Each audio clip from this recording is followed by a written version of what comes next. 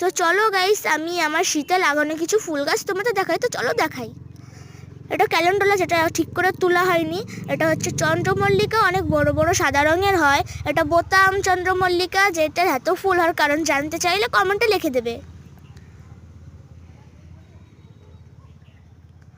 তারপরে এইটা হচ্ছে লাল গাঁদা, এটা হচ্ছে ইনকা গাঁদা।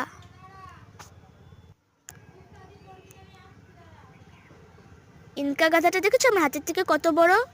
এটা হচ্ছে বেবি ডল, যেটা একটা জিনিস লক্ষ্য করে দিলে দেখতে পাবে একটা ফুল লালচে রং আর বাকিগুলো সব পার্পল কালারের।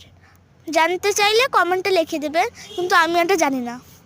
এটা পলাশ ফুলের মতন অনেকটা, কিন্তু আমি একটা নাম ঠিক জানি না। তোমরা যদি জেনে থাকো কমেন্টে লিখে।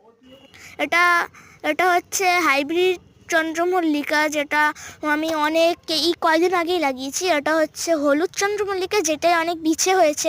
তোমরা যদি কি করব আমি সেটা যদি বলতে পারো আমাকে কমেন্ট করে দেবে। আর এটা তোমরা বলবে এইটা আমি বারবার কেন দেখাচ্ছি, তোমরা লক্ষ্য করলে দেখতে পারবে এটা আগের থেকে সাইজটা বড়। আর হচ্ছে এটার অনেক ডিপ রং। এটা বাটারফ্লাই, যেটা কেবল কুড়ি ধরেছে, এখনো ফুলটা ফোটেনি। এটা হচ্ছে এইটাও ডালিয়া, যেটা এখনো ফুল ফোটেনি এইটাও। এটা হলুদ গোলাপ, এটা হচ্ছে রঙ্গন ফুল, কুড়ি এসে গেছে এটাই। এটা হচ্ছে গোলাপি রঙের গোলাপ।